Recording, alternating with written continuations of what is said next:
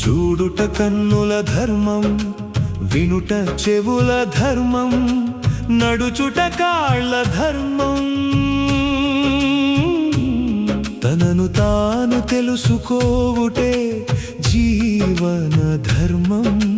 సద్గురు కృపతో ఆత్మజ్ఞానమే పరమధర్మం. గుడ్డివాడు చూడలేకపోతే అతని తప్పేముంది? చెవిటివాడు వినలేకపోతే అతని దోషమేముంది? కుంటివాడు నడవలేకపోతే కరుణ చూపుదాం. తెలియని వారి లోపాలు వెదకవద్దు జ్ఞానులారా. పిచ్చివాడి మాటలను మనసులో పెట్టుకోకు. విక్షిప్తుని ప్రవర్తనను గొప్పగా భావించకు. అజ్ఞానిని క్షమించుటే సజ్జనుని లక్షణం. తత్వ విచారణ జ్ఞానుల మధ్యనే జరగాలి.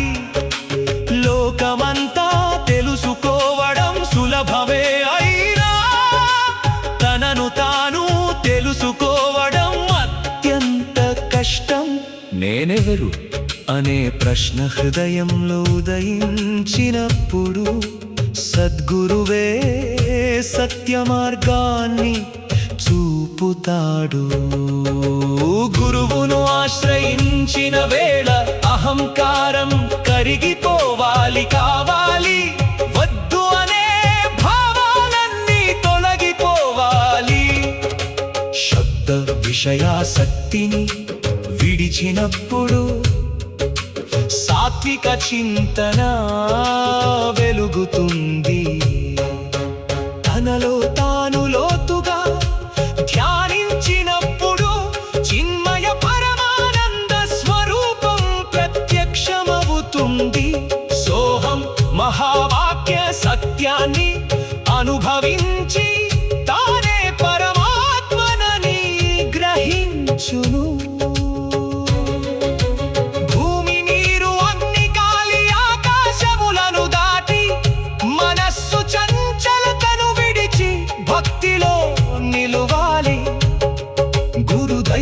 పెద్దలపై అచంచల భక్తి కలిగితే మానవ జన్మ సార్థకమవుతుంది.